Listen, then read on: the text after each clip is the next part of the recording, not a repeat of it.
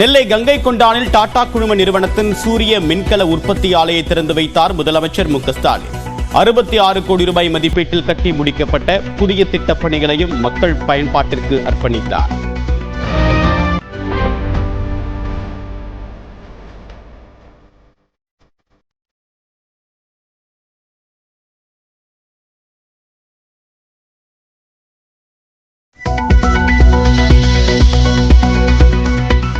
நெல்லையில் தாமிரபரணி ஆற்றில் ஆய்வு மேற்கொண்ட முதலமைச்சர் மு.க.ஸ்டாலின்.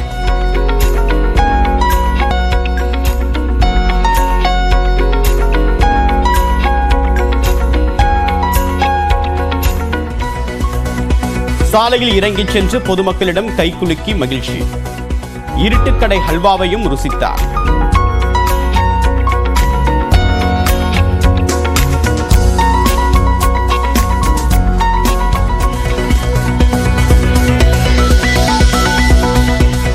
வேலூர் அருகே ஓடும் ரயிலில் கர்ப்பிணிக்கு பாலியல் தொல்லை கொடுத்த மர்ம நபர். ரயிலில் இருந்து கீழே தள்ளிவிட்டதில் படுகாயமுற்ற கர்ப்பிணிக்கு வேலூர் அரசு மருத்துவமனையில் தீவிர சிகிச்சை. மணப்பாறையில் வகுப்பறையில் 4ஆம் வகுப்பு சிறுமிக்கு பாலியல் தொல்லை அளித்த தாளாளரின் கணவர். பள்ளியில் புகுந்து பொருட்களை அடித்து நொறுக்கிய மக்கள். நடவடிக்கை எடுக்க கோரி திருச்சி திண்டுக்கல் சாலையில் மறியல் போராட்டம்.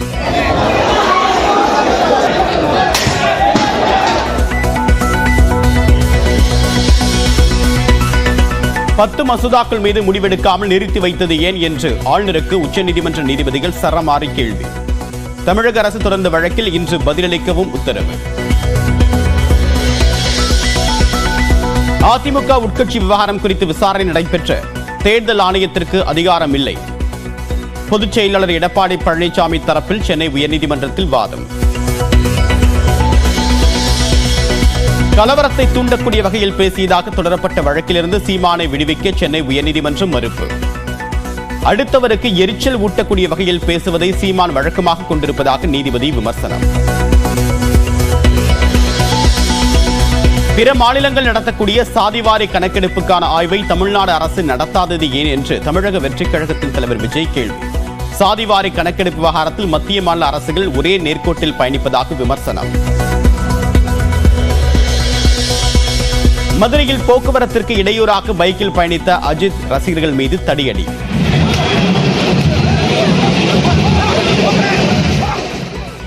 குரோம்பேட்டையில் படம் பார்ப்பதற்காக சாலையில் இருசக்கர வாகனங்களை நிறுத்தியதால் அபராதம். தமிழ்நாட்டில் சமூக நல்லிணக்கத்தை கெடுக்க முயற்சிப்பவர்களை தமிழ்நாடு அரசு இரும்பு கரம் கொண்டு அடக்க வேண்டும் என்று விடுதலை சிறுத்தைகள் கட்சியின் தலைவர் திருமாவளவன் வலியுறுத்தல். திருப்பரங்குன்றத்தில் சனாதன சக்திகளை சரியாக கையாளாமல் விட்டால் தமிழ்நாடு முழுவதுமாக கலவரத்தை ஏற்படுத்துவார்கள் என்றும் கருத்து. வைகை ஆற்றில் கழிவுநீர் கலப்பதை தடுக்க மதுரை உட்பட 5 மாவட்ட ஆட்சியர்கள் வாரந்தோறும் ஆய்வு செய்ய வேண்டும். மீறுவோர் மீது குற்றவியல் நடவடிக்கை எடுக்கவும் உயர்நீதிமன்ற மதுரை கிளை உத்தரவு. 64,000 ரூபாயை நோக்கி முன்னேறி வரும் தங்கத்தின் விலை ஒரே நாளில் 200 ரூபாய் அதிகரித்து 63,540 உயர்வு. இந்தியர்களுக்கு கை விலங்கிட்டு அமெரிக்கா அவமதித்ததாக கூறி நாடாளுமன்றத்தில் எதிர்க்கட்சிகள் அமளி. गंभीर और संज्ञान में सरकार ने लिए हैं. நாடாளுமன்ற வளாகத்திலும் ராகுல் காந்தி தலைமையில் ஆர்ப்பாட்டம்.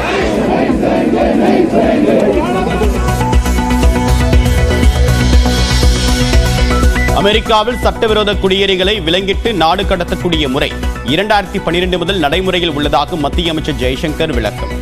இந்தியர்களை தவறாக நடத்த வேண்டாம் என்று அமெரிக்காவிடம் கூறியிருப்பதாகவும் தகவல்.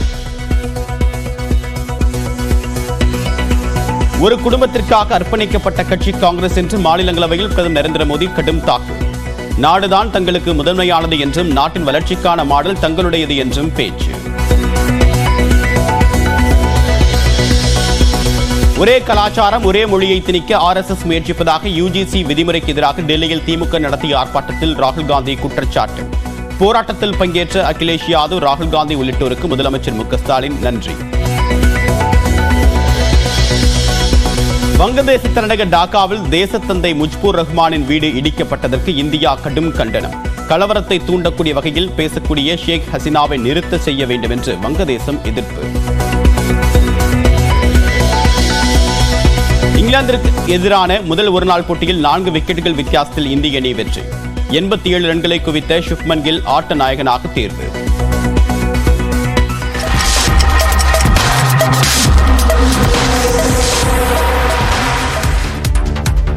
வணக்கம், இது பிரேக் ஃப்ரீ பிரைம் டைம். முழுமையான செய்திகளில் 3 மணி நேர அணிவகுப்பு. முதலில் சூப்பர் 6 இன்றைய நாளில் அறிய வேண்டிய அத்தனை செய்திகளின் விறுவிறுப்பான தொகுப்பு. முதல் செய்தியாக, பள்ளியில் சிசிடிவி இருந்துமே சிறுமியிடம் தாளாளரின் கணவர் நடந்து கொண்ட விதம் பெற்றோரை விக்கித்து நிற்க வைத்துள்ளது.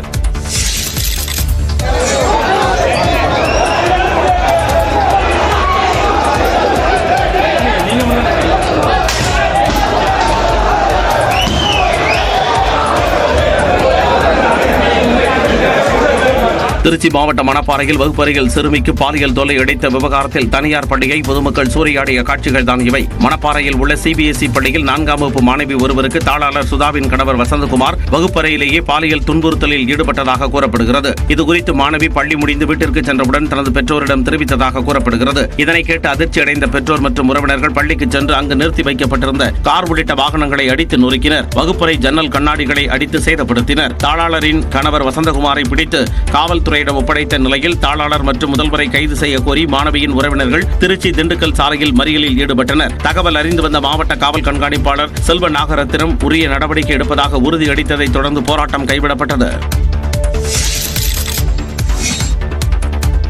மணப்பாறையில் பள்ளி மாணவிக்கு பாலியல் தொல்லை அளித்த வழக்கில் 4 பேர் கைது செய்யப்பட்டுள்ளதாக மாவட்ட காவல் கண்காணிப்பாளர் செல்வநாகரத்தினம் தெரிவித்தார். ஸ்கூலோட கரஸ்பாண்டன்ட், அவங்க பேர் சுதான் நினைக்கிறேன். அவங்க அதுக்கப்புறமா முக்கியமான குற்றவாளி அவர்களுடைய கணவர் வசந்தகுமார், அவர் கைது பண்ணப்பட்டிருக்காரு. அது இல்லாமல் அந்த ஸ்கூலோட நிறுவனர் ஒருத்தரை கைது பண்ணியிருக்கிறாங்க. அப்புறம் அந்த ஸ்கூலோட இன்றைய கரஸ்பாண்டண்டாக இருக்கக்கூடிய இன்னொரு நபர் செழியன் அப்படிங்கிற ஒருத்தர் கைது பண்ணியிருக்கிறாங்க. பிரின்சிபல் ஜெயலட்சுமி, அவங்களை கைது பண்ணுறதுக்கு இப்போ தனிப்படை போயிருக்காங்க. சம்பந்தப்பட்ட தனியார் பள்ளியை மூட வேண்டும் என்று பாதிக்கப்பட்ட மாணவியின் உறவினர்கள் கோரிக்கை விடுத்துள்ளனர். பிள்ளைகளுக்கு பாதுகாப்பு இல்லாத இந்த ஸ்கூலை சிவில் பண்ணி கலெக்டர் மூலியமா இந்த ஸ்கூலை பர்மனண்டா மூடணும் சார். பள்ளியை தொடர்ந்து செயல்பட விட மாட்டோம் என்றும் சிறுமியின் உறவினர்கள் திட்டவட்டமாக தெரிவித்தனர். நெல்லையில் பல்வேறு திட்டங்களை தொடங்கி வைத்த முதலமைச்சர் மு க ஸ்டாலின் மாற்றுக் கட்சியினர் திமுகவில் இணைந்து வருவது மகிழ்ச்சி அளிப்பதாகவும் கூறியுள்ளார். சிலர் கட்சி தொடங்கியவுடன் முதல்வராக நினைக்கிறார்கள் என்றும் அவர்களது திட்டமெல்லாம் மக்களிடம் எடுபடாது எனவும் தாவேகா தலைவர் விஜயை முதலமைச்சர் மு க ஸ்டாலின் மறைமுகமாக விமர்சித்தார். நெல்லை பாளையங்கோட்டை நேரு கலையரங்கில் திமுக நிர்வாகிகளுடன் அக்கட்சி தலைவரும் முதலமைச்சருமான மு க ஸ்டாலின் கலந்துரையாடினார். தொடர்ந்து பாஜக முன்னாள் மாவட்ட தலைவர் தயாசங்கர், முன்னாள் மாவட்ட பொதுச் செயலாளர் வேல் ஆறுமுகம் உள்ளிட்ட 500க்கும் மேற்பட்டோர் திமுகவில் இணைந்தனர்.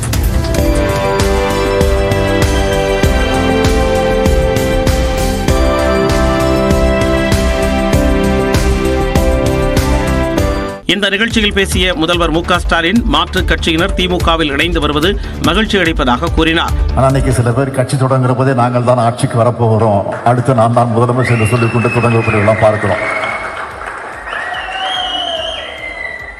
அதெல்லாம் எடுபடாது மக்களிடத்தில், மக்களுக்கு நல்லா தெரியும்.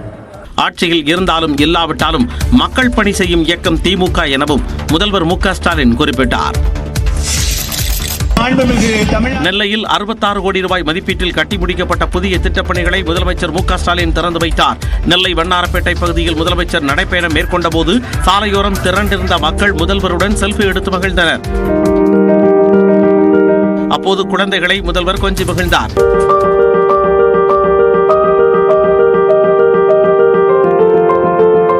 முன்னதாக தாமிரபரணி ஆற்றங்கரையில் கட்டப்பட்டு வரும் பார்வையாளர் மாடத்தை பார்வையிட்டு முதலமைச்சர் ஆய்வு செய்தார். தொடர்ந்து நெல்லை மாநகராட்சி பகுதியில் 66 கோடி ரூபாய் மதிப்பீட்டில் சீர்மிகு நகர திட்டத்தின் கீழ் கட்டி முடிக்கப்பட்ட பாளையங்கோட்டை தினசரி சந்தை, புதிய வணிக வளாகம், காய்கனி சந்தை உள்ளிட்ட திட்டங்களை முதல்வர் திறந்து வைத்தார்.